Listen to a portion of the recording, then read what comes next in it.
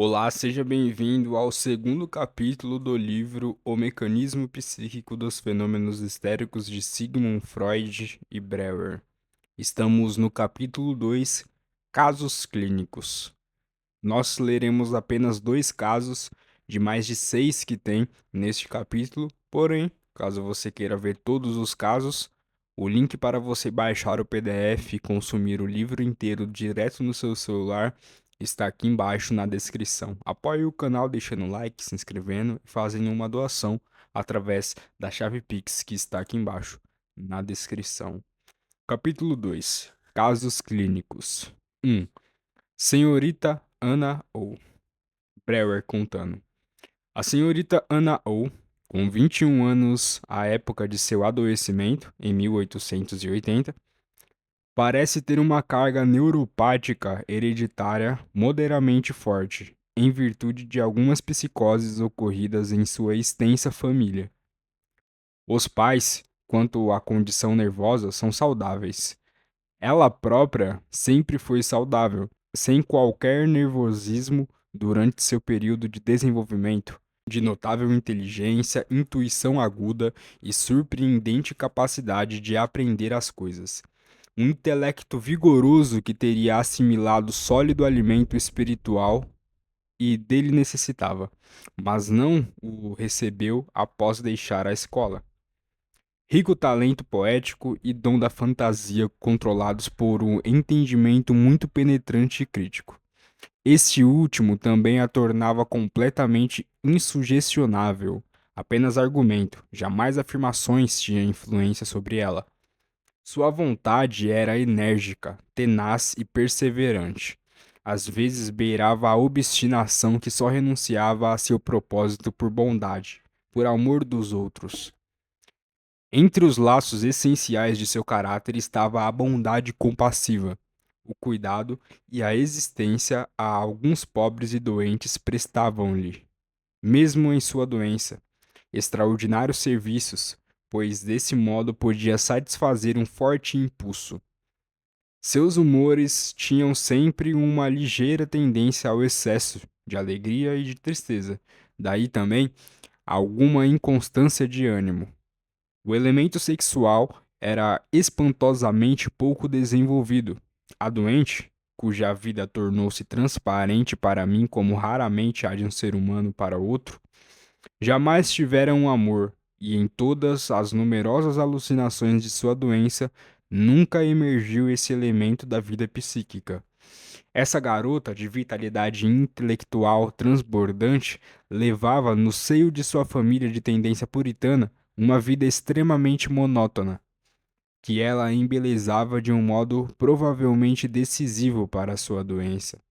Cultivava sistematicamente o devaneio que denominava seu teatro particular. Enquanto todos a julgavam presente, ela vivia contos de fada no pensamento, mas se chamavam, sempre atendia, de modo que ninguém se apercebia disso. Essa atividade mental desenrolava-se quase continuamente, paralela às ocupações da vida domésticas, das quais cuidava de maneira impecável.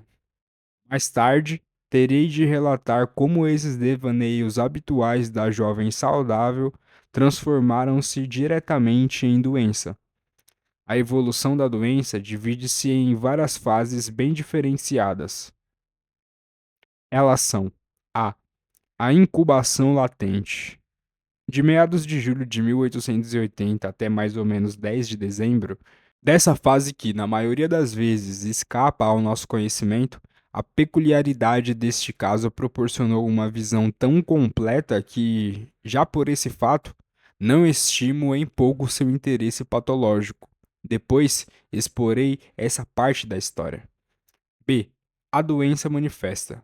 Uma psicose singular, parafasia, estrabismo convergente, graves perturbações da visão, paralisias com contratura, que é uma paralisia completa no membro superior direito e nos dois membros inferiores, parcial no membro superior esquerdo, paresia de musculatura da nuca, redução gradual da contratura nos membros do lado direito, alguma melhora interrompida por um grave trauma psíquico, a morte do pai, em abril, ao qual se segue.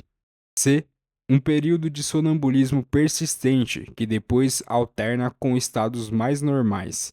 Continuidade de uma série de sintomas duradouros até dezembro de 1881. E D. Cessação gradual dos estados e fenômenos até junho de 1882. Em julho de 1880, o pai da paciente, que ela amava apaixonadamente, contraiu um abscesso peripelêutico, que não cedeu e qual ele sucumbiu em abril de 1881. Durante os primeiros meses dessa doença, Ana dedicou-se a cuidar do enfermo com toda a energia de seu ser, e ninguém se admirou muito de que, pouco a pouco, ela se abatesse profundamente. Ninguém sabia o que passava dentro dela, talvez nem mesmo a própria doente.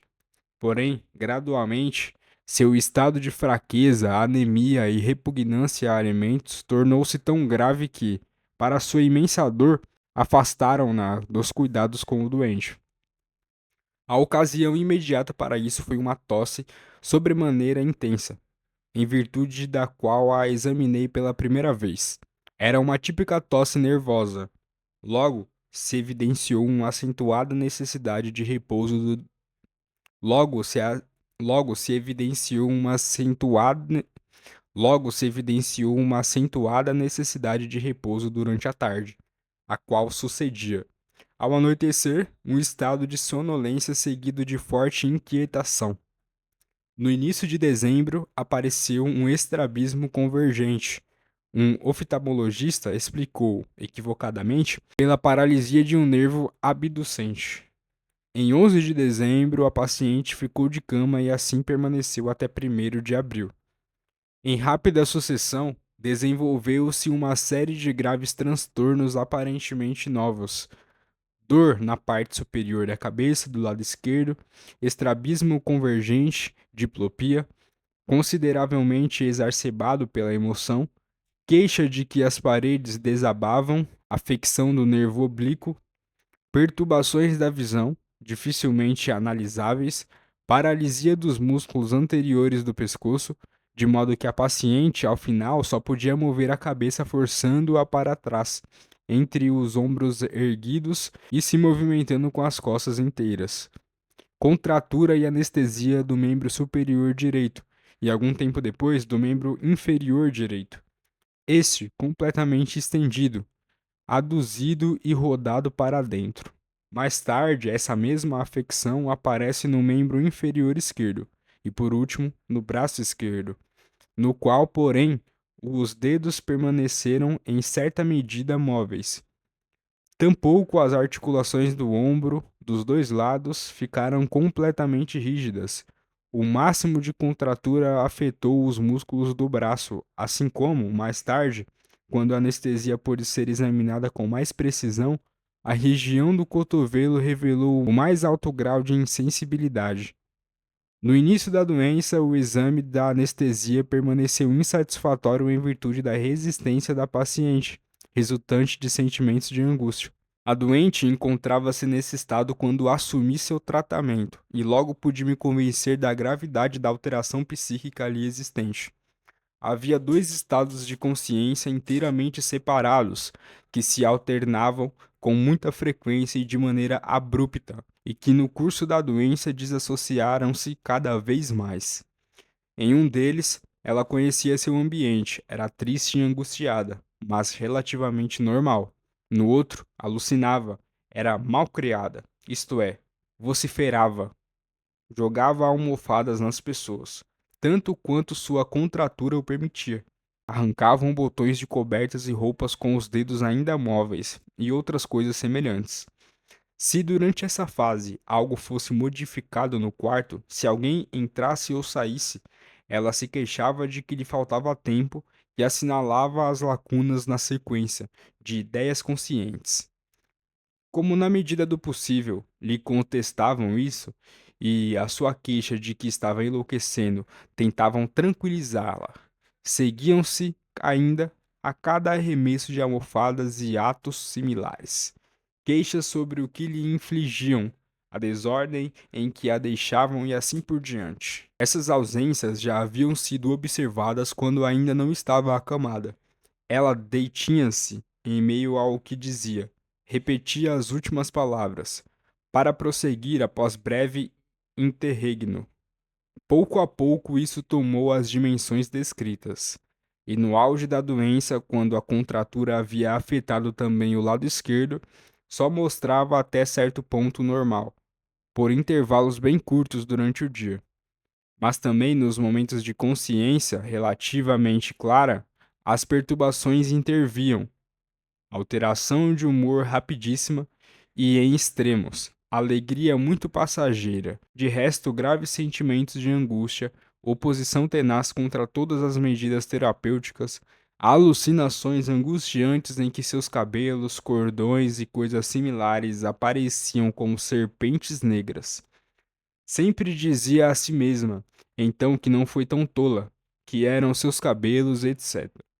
Em momentos de plena lucidez, queixava-se da profunda escuridão de sua cabeça, de como não podia pensar, tornava-se cega e surda, possuía dois eus, o verdadeiro e um mal que a impelia às coisas más, etc. À tarde ficava numa sonolência que se estendia até cerca de 1 hora após o pôr do sol. Em seguida, desperta. Queixava-se de algo que a atormentava, ou, antes, repetia sempre o infinitivo: atormentar, atormentar. Pois, simultaneamente à formação das contraturas, ocorrera uma profunda desorganização funcional da linguagem. Primeiro observou que lhe faltavam palavras, e isso pouco a pouco recrudesceu. Depois, sua linguagem perdeu toda a gramática, toda a síntese, a conjugação inteira dos verbos. Por fim, ela empregava apenas infinitivos incorretamente formados, em sua maioria a partir de um particípio passado de verbo fraco, e nenhum artigo. No desenvolvimento subsequente também as palavras faltaram-lhe quase por completo. Recolhia-as penosamente de 4 ou 5 idiomas e tornou-se quase incompreensível. Em suas tentativas de escrever, no início até que a contratura o impedisse de todo, usava o mesmo jargão. Por 2 semanas houve mutismo total. Nas contínuas e extenuantes tentativas de falar, nenhum som era emitido. Aqui, pela primeira vez, o mecanismo psíquico da perturbação ficou claro. Como eu sabia, ela havia se magoado muito com alguma coisa e decidira nada dizer a respeito. Quando o adivinhei e a forcei a falar, a inibição, que antes também tornara impossível qualquer outra manifestação, desapareceu.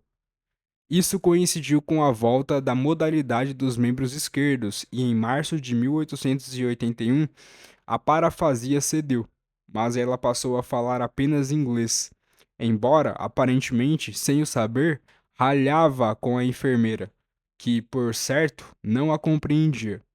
Só vários meses depois consegui convencê-la de que falava inglês. Contudo, ainda compreendia as pessoas à sua volta, falantes de alemão. Apenas em momentos de grande angústia faltava-lhe por completo a fala ou misturava confusamente os mais diversos idiomas. Nas horas melhores e mais livres falava francês ou italiano. Entre esses períodos e aqueles em que se falava inglês, havia amnésia total. Também o estrabismo diminuiu e, por fim, só aparecia por ocasião de intensa inquietação. Voltou a sustentar a cabeça. Em 1º de abril, deixou o leito pela primeira vez. Então, em 5 de abril, morreu seu adorado pai, que ela, durante sua própria doença, vira apenas muito raramente e por breve período. Era o mais grave trauma psíquico que poderia atingi-la. A uma violência emoção seguiu-se, por cerca de 2 dias, um estupor profundo, do qual emergiu em estado bastante modificado.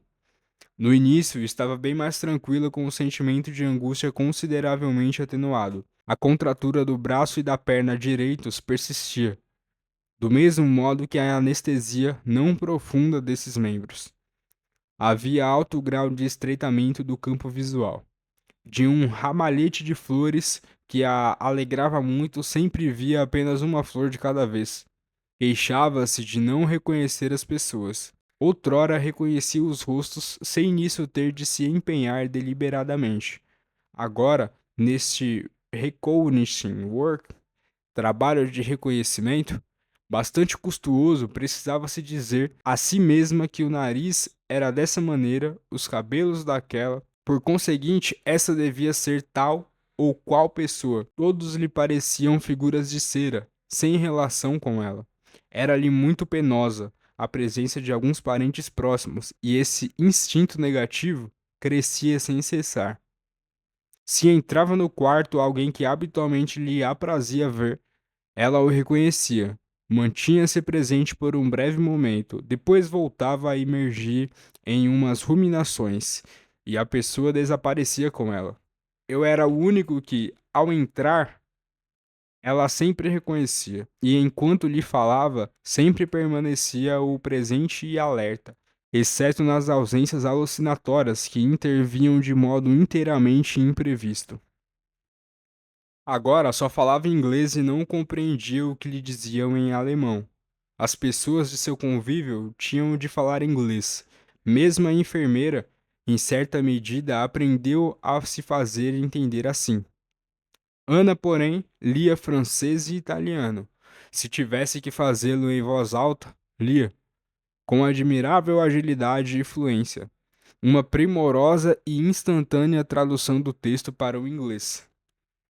Começou novamente a escrever, mas de maneira singular. Escrevia com a mão esquerda flexível, porém em letra de imprensa romana, que recolhera de seu Shakespeare para compor um alfabeto. Se antes já se alimentava minimamente, agora recusava todo o alimento. Deixou, porém, que eu a alimentasse, de modo que sua alimentação logo foi reforçada. Pão, no entanto, sempre se recusava a comer. Terminada a refeição, jamais se abstinha de lavar a boca, e o fazia mesmo quando, por um motivo qualquer, não havia comido nada, um sinal de como então se encontrava ausente. A sonolência à tarde e o profundo sopor, próximo à hora do poente, persistiam, mas quando depois desafiava, mais tarde deverei me preocupar mais detidamente nesse ponto, ficava lúcida, tranquila, alegre. Esse estado relativamente suportável não durou muito.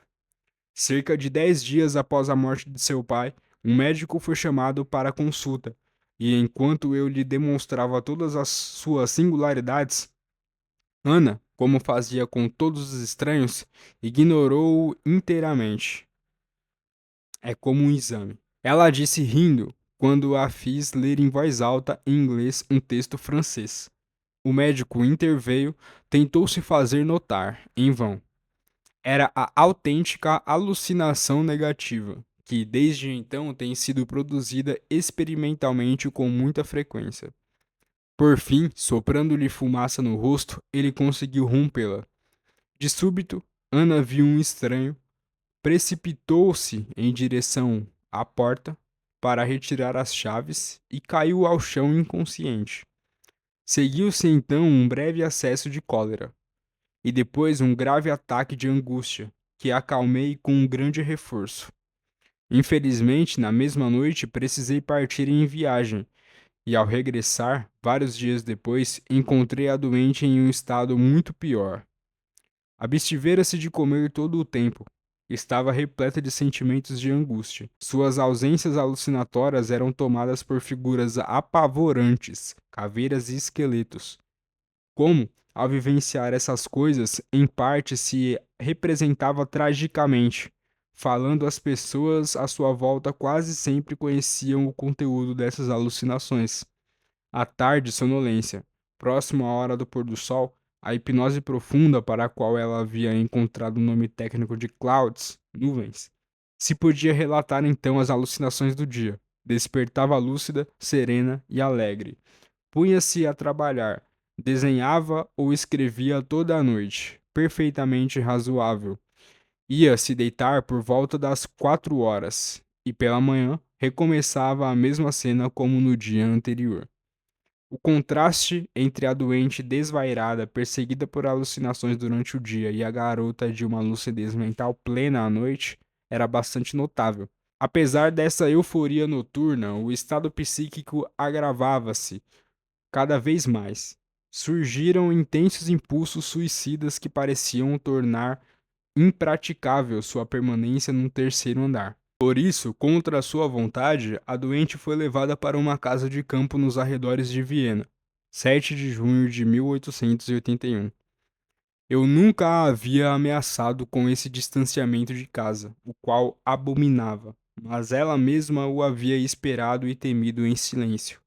Nessa ocasião, mais uma vez evidenciou-se a que ponto o afeto de angústia dominava a perturbação psíquica.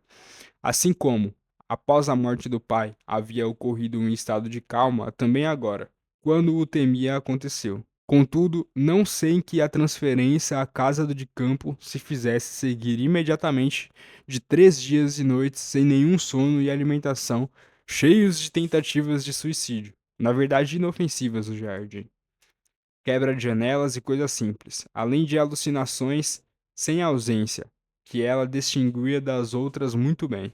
Depois se acalmava, tomava o alimento dado pela cuidadora e até mesmo ao anoitecer. Cloralose. Antes de descrever a evolução do caso, devo mais uma vez retroceder e expor uma particularidade que, até aqui, apenas aflorei de passagem. Já mencionei que todo o curso anterior da doença, diariamente, à tarde, acometia a paciente uma sonolência que, próximo à hora do acaso, convertia-se em sono profundo. É bem plausível que essa periodicidade simplesmente derive das circunstâncias em torno dos cuidados com o pai, dos quais se incumbiu por vários meses. À noite, ela velava junto ao leito do enfermo ou ficava acordada em sua cama, à escuta e tomada de angústia, até o amanhecer. À tarde, deitava-se para repousar por um breve momento, como em geral fazem as enfermeiras. E esse padrão de vigília noturna e de sono vespertino certamente transmitiu-se em seguida à sua própria doença, e continuou muito tempo depois de um estado hipnótico ter substituído o sono. Decorrida cerca de 1 hora em estado de sopor, ela se inquietava, virava de um lado para o outro e gritava sem cessar: Atormentar! Atormentar! Sempre com os olhos fechados. Também foi observado que, em ausências durante o dia, ela claramente estava sempre criando alguma história ou situação, cuja natureza se revelava por algumas palavras murmuradas. Aconteceu então, primeiro por acaso, depois deliberadamente, que alguém de sua convivência mencionasse uma dessas palavras enquanto a paciente se queixava do atormentar. Logo, ela começava a descrever uma situação ou contar uma história, a princípio hesitante, em seu jargão parafásico, mas, à medida que avançava, cada vez mais fluente, até, por fim, parafísico. Até por fim falar em alemão perfeitamente correto. Isso no primeiro período, antes de ter começado a falar apenas inglês. As histórias sempre tristes eram em partes muito bonitas, à maneira do livro de imagens sem imagens de Andersen, e provavelmente construídas segundo esse modelo. O ponto de partida ou ponto central era, quase sempre, a situação de uma garota sentada angustiosamente junto ao leito de um doente, mas outros temas, de todos diversos, também eram tratados. Alguns momentos após ter concluído a história, ela despertava, evidentemente apaziguada ou, como dizia, berraglich. À noite voltava a se inquietar mais, e pela manhã, depois de 2 horas de sono, era visível que ela estava de novo num outro círculo de ideias. Se a hipnose do anoitecer não podia me contar a história, a noite não se acalmava, e no dia seguinte, para que isso ocorresse, era preciso que me contasse duas histórias. O essencial do fenômeno descrito, a acumulação e intensificação de suas ausências até a hipnose noturna, a eficácia dos produtos da fantasia como estímulos psíquicos e o alívio e remoção do estado de estimulação quando ela os expressava da hipnose. O essencial do fenômeno descrito, a acumulação e intensificação de suas ausências até a hipnose noturna, a eficácia dos produtos da fantasia como o estímulo psíquico e o alívio e a remoção do estado de estimulação quando ela os expressava na hipnose, permaneceu constante por todo um ano e meio de observação. Após a morte do pai, as histórias tornavam-se naturalmente ainda mais trágicas, mas apenas com o agravamento de seu estado psíquico, subsequentes às referidas violenta irrupção de seu sonambulismo. As narrativas noturnas perderam o caráter de criação poética mais ou menos livre e se transformaram em séries horríveis e apavorantes alucinações que já se podiam deduzir o comportamento da doente ao longo do dia. Mas já descrevi como era completa a libertação de sua psique depois que, agitada pela angústia e pelo pavor, havia reproduzido e expressado em palavras todas essas imagens aterradoras. No campo, onde eu não podia visitar a doente diariamente, a coisa se desenvolveu da seguinte maneira. Eu chegava ao anoitecer, quando a sabia em hipnose, e removia-lhe todo o estoque de fantasias que havia acumulado desde minha última visita. Isso devia efetuar-se de modo bastante completo, se quisesse obter um bom resultado. Ela então se acalmava inteiramente no dia seguinte. Mostrava-se amável, dócil, diligente, até mesmo alegre.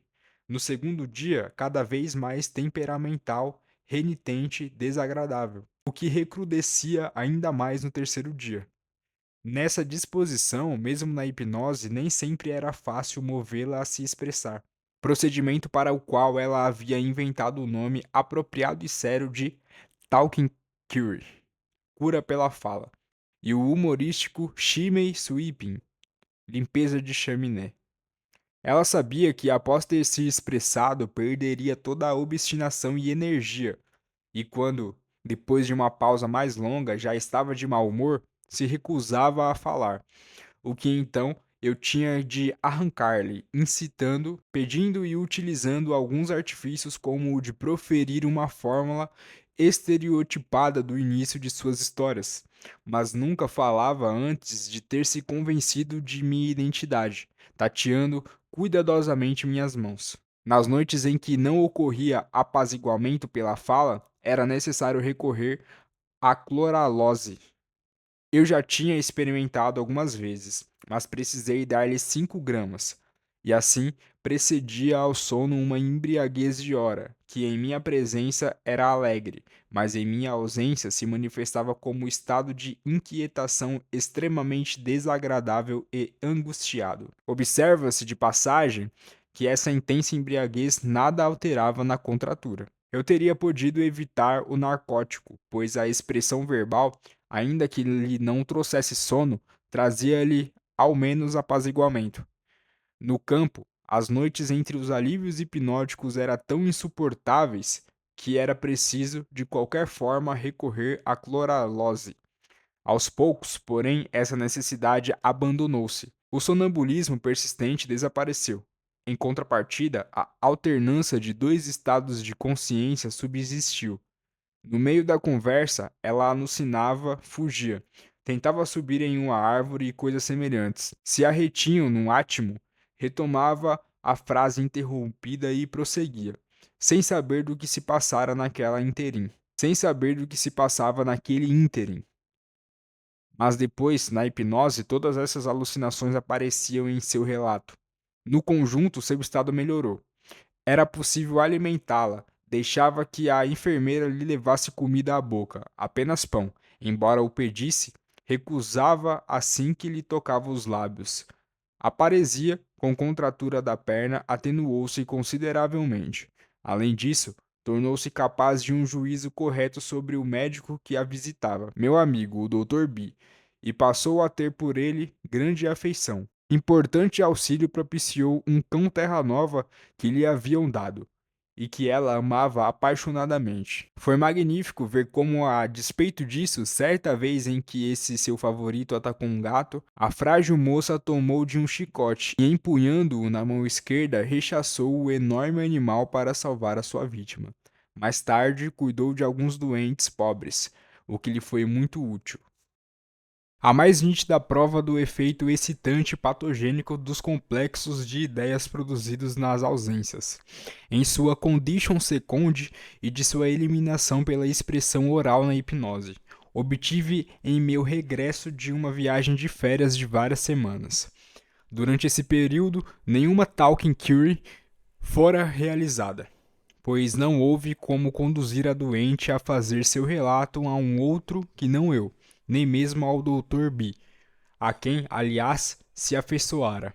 Encontrei-a num triste estado moral, indolente, indócil, caprichosa e até maldosa. Nas histórias noturnas, verificou-se que, em sua veia fantástico-poética, estava visivelmente se esgotando. Eram cada vez mais relatórios sobre suas alucinações e sobre o que porventura a aborreceram nos dias precedentes. Relatos de feição fantástica, antes de expressos em fórmulas estereotipadas do que elaborados em produções poéticas. Um estado suportável, porém, só foi alcançado quando fiz retornar a paciente à cidade por uma semana e arranquei-lhe então, noite após noite, de 3 a 5 histórias. Quando terminei, tudo o que havia acumulado nas semanas de minha ausência estava resolvido. Só então reestabeleceu aquele ritmo de seu estado psíquico. No dia depois que se exprimiu, tornava-se amável e alegre. No segundo dia, mais irritadiça e desagradável. E no terceiro, realmente antipática. Seu estado moral era uma função do tempo transcorrido desde sua última fala, porque cada produto espontâneo de sua fantasia e cada episódio apreendido pela parte doente de sua psique continuava a atuar como estímulo psíquico até ser relatado na hipnose, com o que também sua eficácia era completamente eliminada. Quando no outono a paciente retornou à cidade, a um apartamento diverso daquele em que adoecera, seu estado tanto físico como mental era suportável, pois muito poucas vivências de fato, apenas as mais drásticas, eram transformadas patologicamente em estímulos psíquicos. Eu esperava que, impedindo pela expressão verbal regular a permanente sobrecarga de sua psique com novos estímulos, uma melhora contínua e crescente ocorresse. De início, fiquei decepcionado. Em dezembro, seu estado psíquico agravou-se consideravelmente. Estava de novo aflita, indisposta, triste e irritável, e era raro que tivesse um dia inteiramente bom, ainda que não se pudesse encontrar nada escondido dentro dela. Ao final de dezembro, na época do Natal, esteve particularmente inquieta, e por toda a semana, ao anoitecer, relatou-me não algo de novo, mas as fantasias que, sob o domínio de intensos afetos de angústia, havia elaborado, dia a dia, no período das festas de 1880, ao término da série Grande Alívio. 1 ano havia transcorrido desde que, separada do pai, caíra de cama, e a partir de então sua condição se aclarou e se sistematizou de maneira muito peculiar. Os dois estados de consciência alternavam-se sempre desta forma. De manhã em diante, à medida que o dia avançava, as ausências, isto é, a manifestação da condition second, tornavam-se cada vez mais frequentes, e à noite só elas persistiam. Os dois estados não diferiam como antes, apenas no fato de que, em um deles, o primeiro, ela era normal, e no segundo, alienada, mas na circunstância de que, no primeiro, como todos nós, ela vivia no inverno de 1881, enquanto no segundo estado achava-se no inverno de 1880, e tudo o que ocorrera depois fora completamente esquecido. Só a consciência de que seu pai havia morrido parecia, todavia, subsistir na maioria das vezes. O retrocesso ao ano anterior acontecia de modo tão intenso que em seu novo apartamento tinha alucinações com seu antigo quarto, e quando queria ir até a porta, chocava-se com a estufa que se situava em relação à janela, na mesma posição da porta do quarto, na velha residência. A mudança brusca de um estado para o outro se dava de forma espontânea, mas podia ser provocada com a maior facilidade por qualquer impressão sensorial que lembrasse vividamente o ano anterior. Bastava mostrar-lhe uma laranja, seu alimento principal durante o período de sua doença, para lançá-la do ano de 1882 ao de 1881. Este recuo ao tempo passado não ocorria, porém de maneira geral e indeterminada, ao contrário, ela vivenciava dia após dia o inverno precedente. Eu só teria podido suspeitá-lo se diariamente, na hipnose noturna, ela não tivesse falado sobre o que havia emocionado naquele mesmo dia, em 1881, e se um diário íntimo da mãe, também desse ano, não tivesse comprovado a absoluta exatidão dos fatos subjacentes. Este reviver o ano anterior perdurou-se até o término definitivo da doença, em junho de 1882. Era muito interessante ver como também esses estímulos psíquicos redivivos do segundo estado atuavam no primeiro, mais normal. Aconteceu que a doente me dissesse pela manhã, rindo, e que não sabia que estava zangada comigo. Graças ao diário, eu soube do que se tratava e o que realmente foi revivido na hipnose do anoitecer. Nessa mesma noite do ano de 1881, eu havia aborrecido muito a paciente. De outra vez, disse-me que algo se passava com seus olhos, que via as cores erradas. Sabia que seu vestido era marrom, mas o enxergava azul. Logo, se evidenciou que ela distinguia corretamente com nitidez todas as cores dos papéis de teste, e que a perturbação concernia apenas ao tecido de seu vestido. O motivo era que em 1881, nesses mesmos dias, tinha se ocupado muito de um roupão para o pai, no qual era utilizado o mesmo tecido, porém azul. Com frequência, havia ainda claramente um efeito antecipado dessas lembranças emergentes. A perturbação do estado emocional já se fazia sentir, enquanto a lembrança apenas gradualmente despertava na condition second. A hipnose noturna já estava bastante sobrecarregada, pois não apenas as fantasias de produção recente, mas também as vivências e as vexações de 1881 tinham de ser eliminadas pela fala.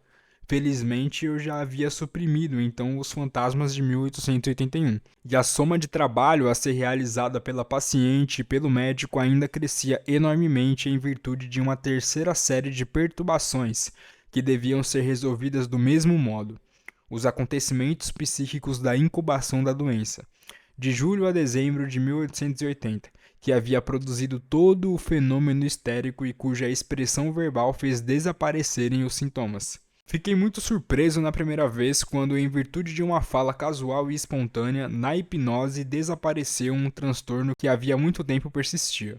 Ocorrera no verão um período de intenso calor e a paciente sofrera de uma sede atroz, pois, sem que pudesse precisar de algum motivo, de repente achou impossível beber.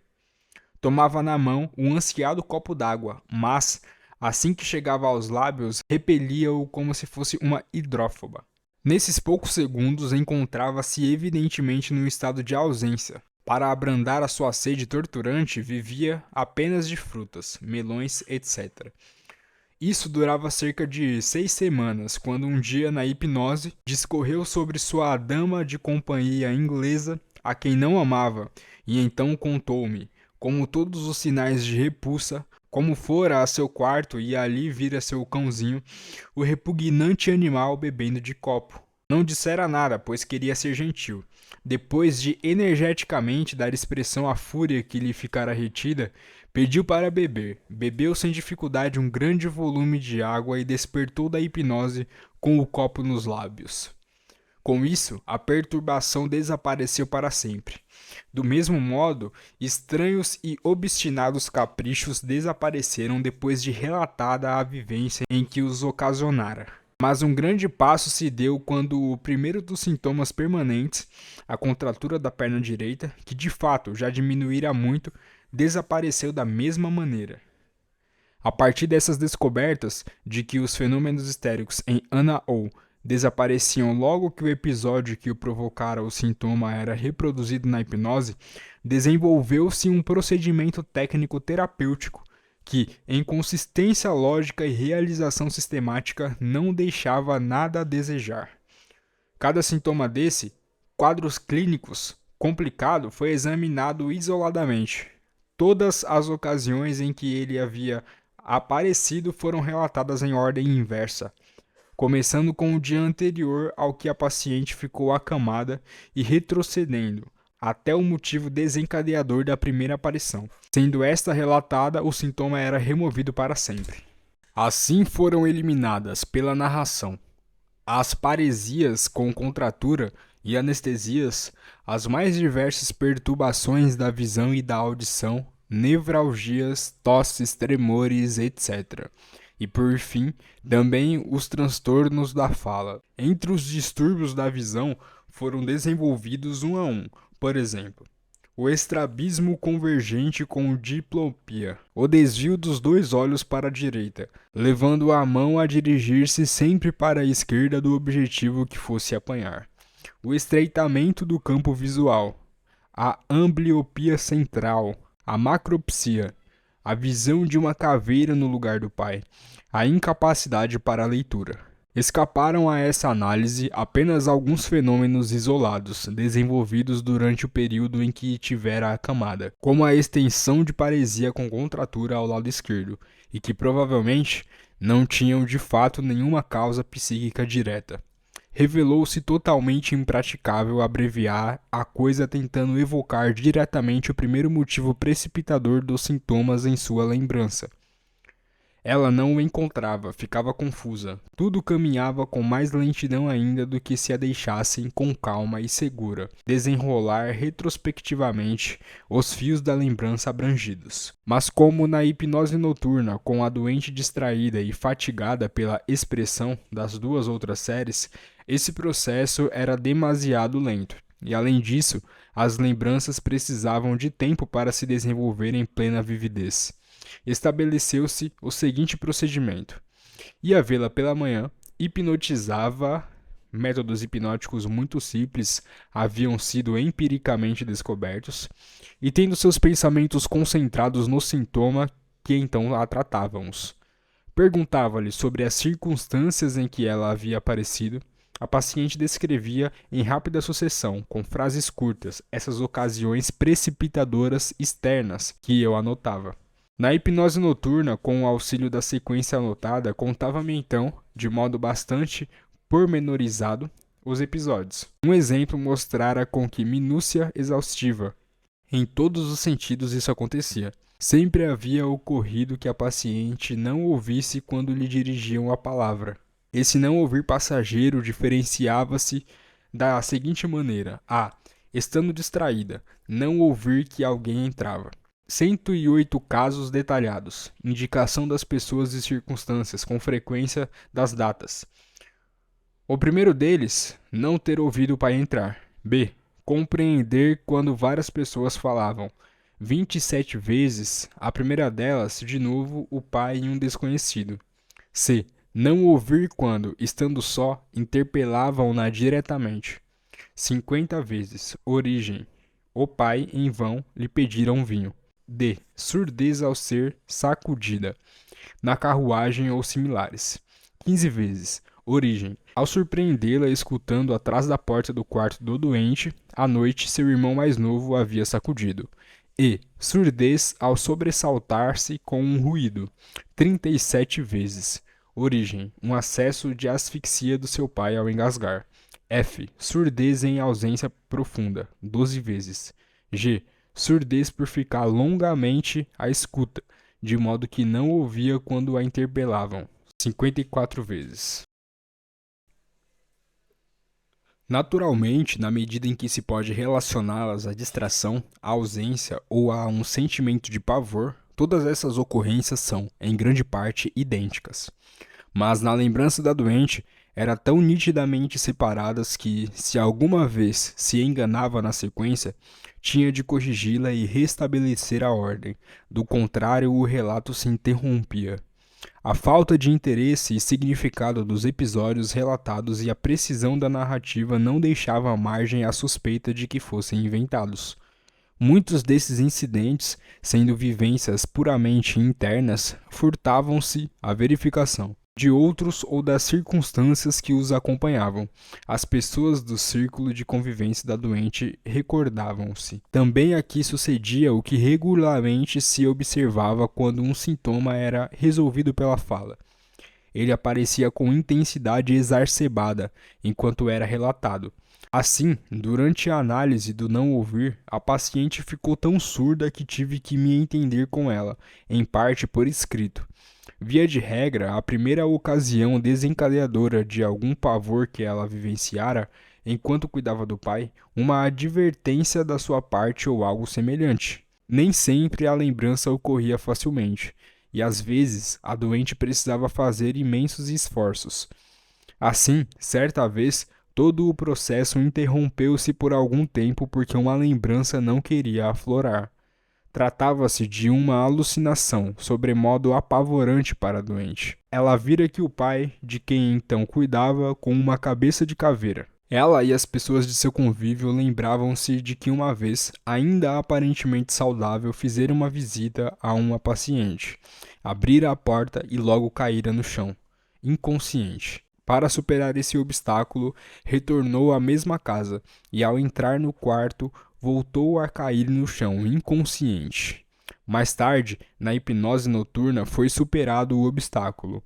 Ao entrar, olhara para seu pálido rosto no espelho em frente à porta e vira não o seu próprio, mas o do pai, com uma cabeça de caveira. Observamos com frequência que o temor de uma lembrança, tal como acontece aqui, obstrui seu afloramento, que precisa ser forçado pela paciente ou pelo médico. O episódio a seguir, entre outros, mostra como era poderosa a lógica interna de seus estados. Nesse período, conforme observei, a paciente, à noite, sempre estava em sua condition second, ou seja, no ano de 1881. Certa vez, acordou à noite afirmando que fora novamente afastada de casa e caiu em grave estado de inquietação e alarmou toda a casa. O motivo era simples. Na noite anterior, seu transtorno de visão havia desaparecido mediante a talking cure, mesmo na condition second. Desse modo, ao despertar durante a noite, achou-se num quarto desconhecido, pois sua família mudara de residência na primavera de 1881. Esses acessos bastante desagradáveis eram evitados desde que, a seu pedido, eu sempre lhe fechasse os olhos com a sugestão de que não poderia abri-los até que eu mesmo o fizesse pela manhã.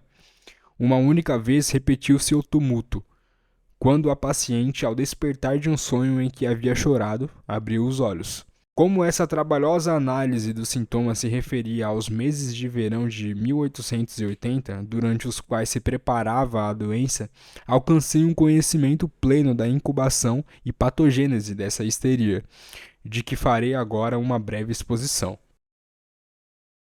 Em julho de 1880, encontrando-se no campo, o pai da paciente adoeceu gravemente em decorrência de um abscesso subpleural. Ana dividiu com a mãe os cuidados ao doente. Certa vez, em grande angústia pelo pai altamente febril e na tensão da espera, pois aguardava um cirurgião de Viena para operá-lo, não dormiu durante a noite.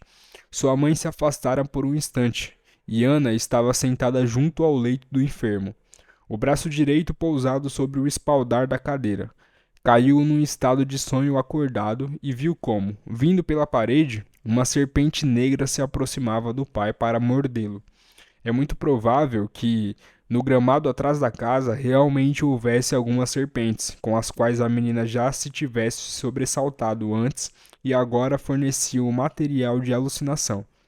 Quis rechaçar o animal, mas estava como que paralisada. O braço direito pendente sobre o espaldar na cadeira ficara adormecido, insensível e parético.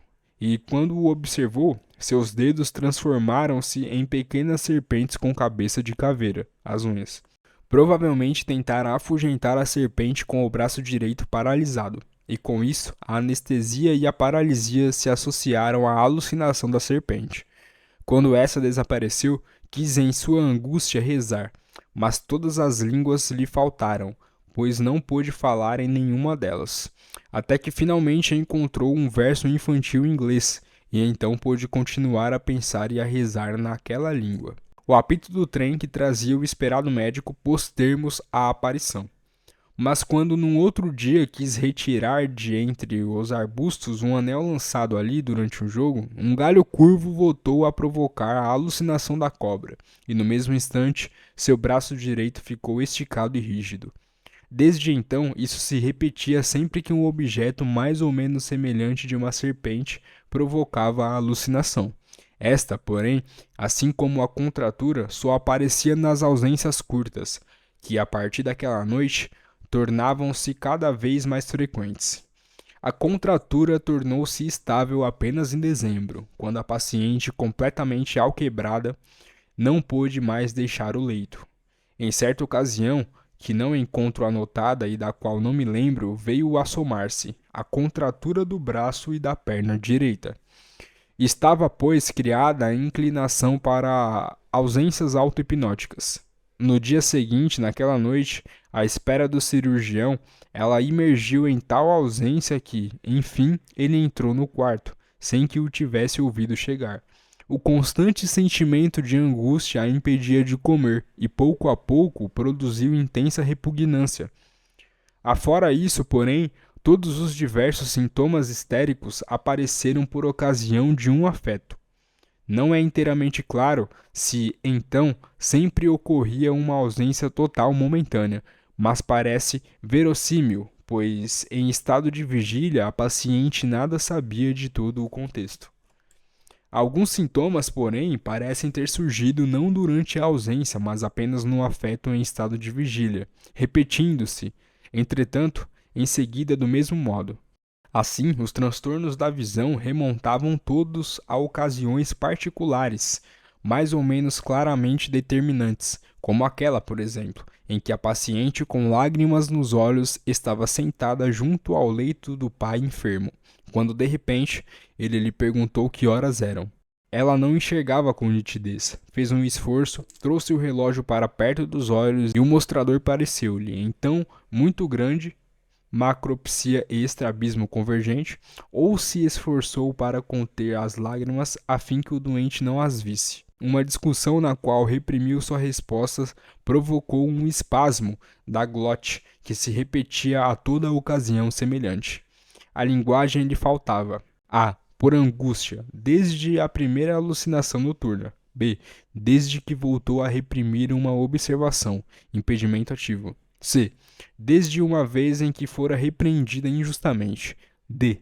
Em todas as ocasiões análogas. Ofensa. A tosse ocorreu pela primeira vez quando, velando pelo doente, ouviu ressoar uma música dançante de uma casa vizinha, e o desejo crescente de estar ali despertou-lhe autocensura. E, desde então, e por todo o período de sua doença, reagia a qualquer música fortemente rítmica com uma tosse nervosa. Não lamento muito o fato de que as minhas notas incompletas tornem impossível relacionar todas as manifestações histéricas à ocasião em que cada uma apareceu.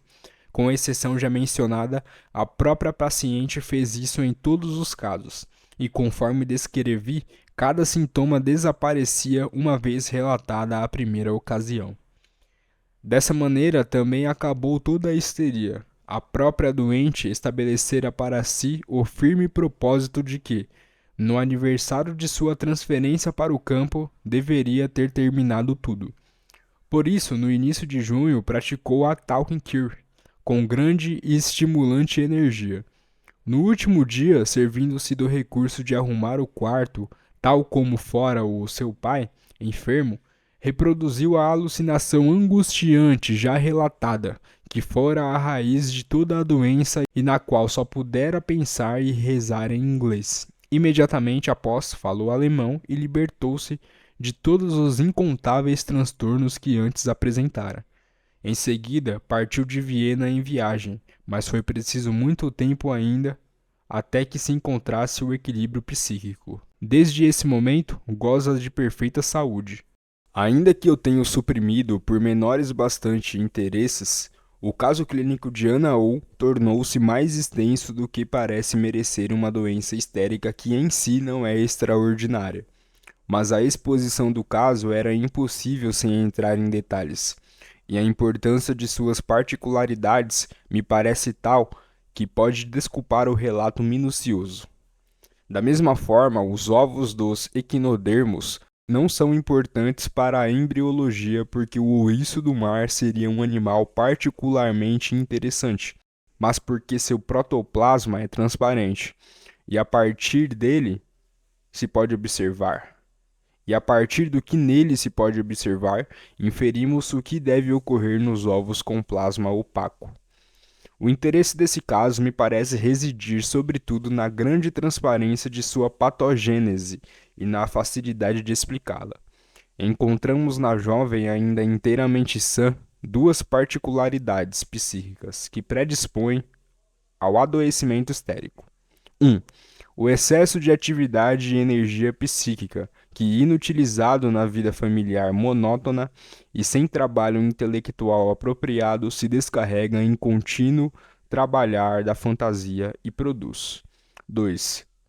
O habitual sonhar acordada, teatro particular, com o qual é criada a base para a dissociação de personalidade mental.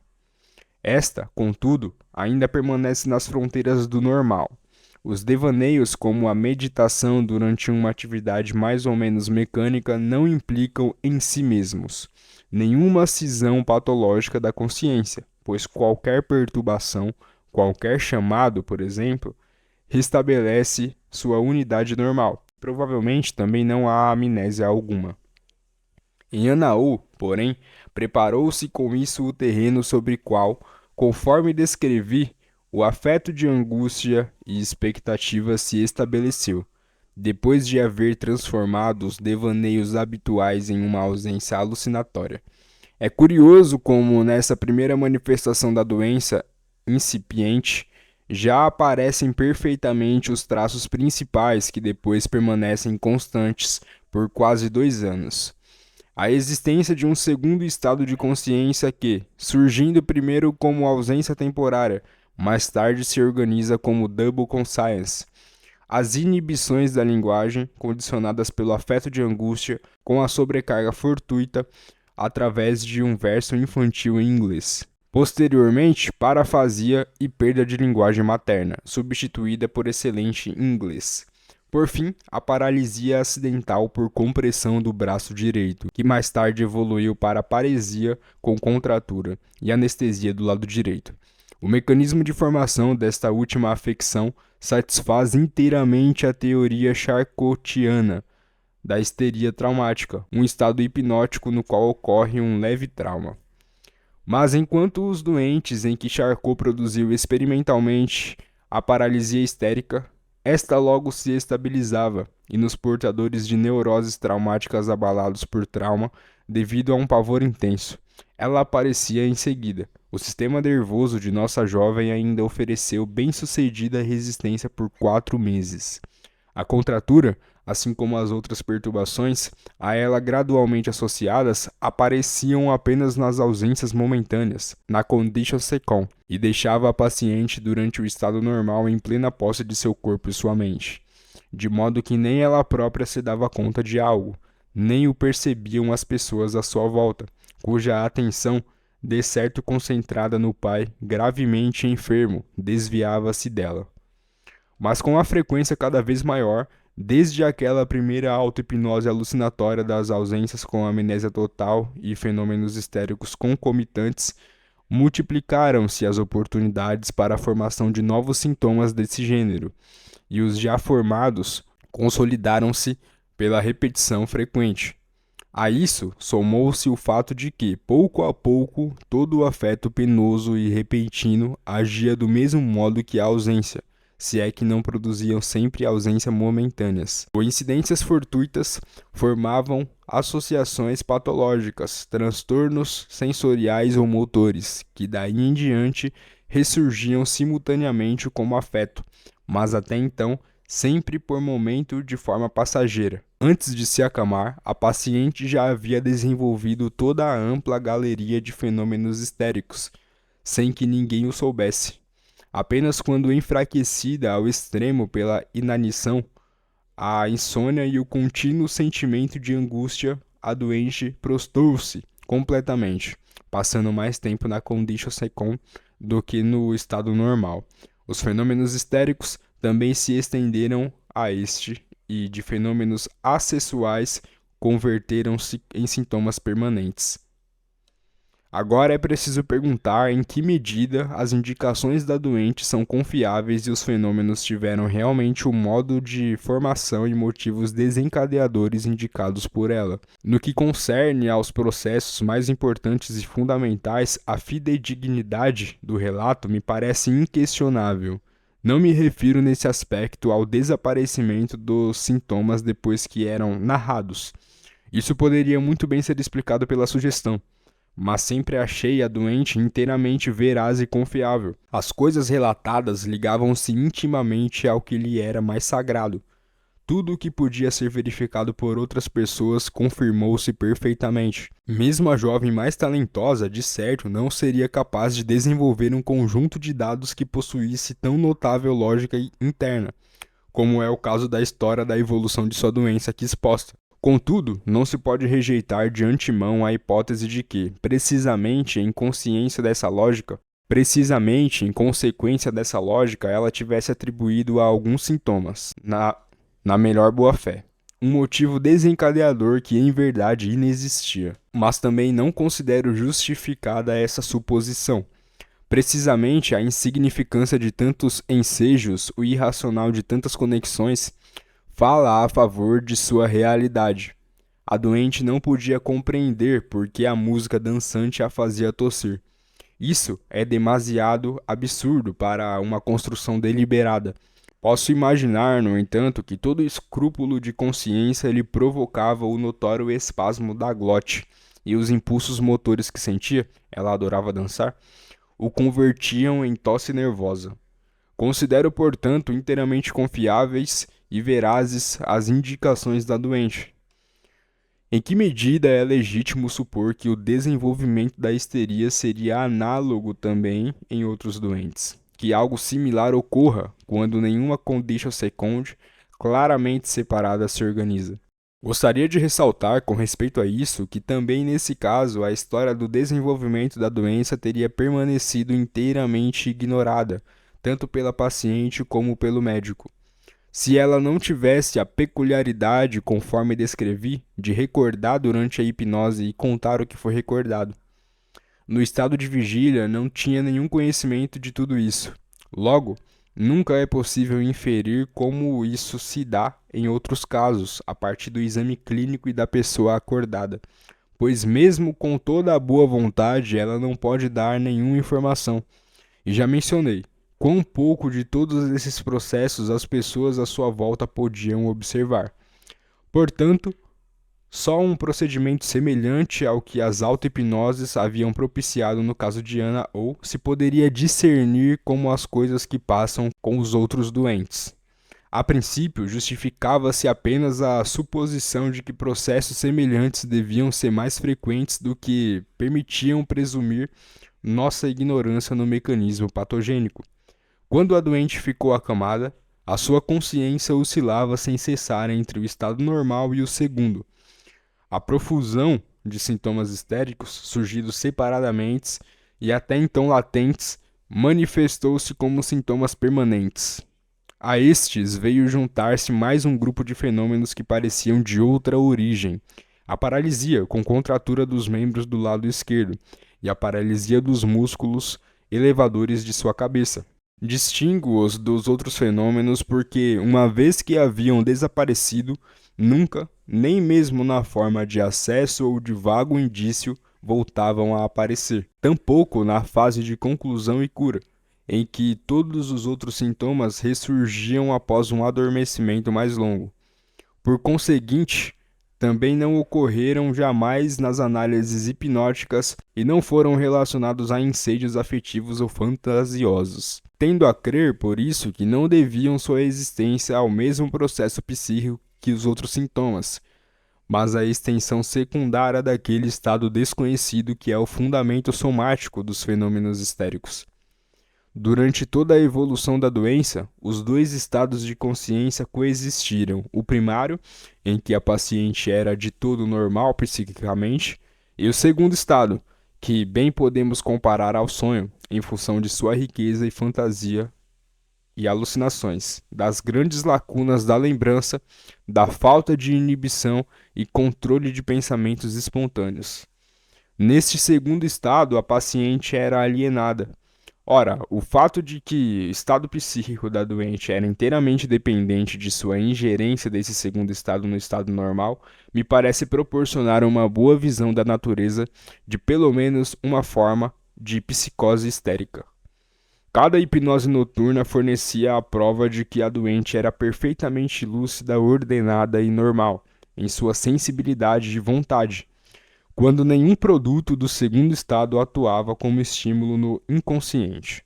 A evidente psicose que irrompia a cada pausa maior nesse processo de descarga atestava exatamente a extensão em que esses produtos influenciavam os processos psíquicos do estado normal.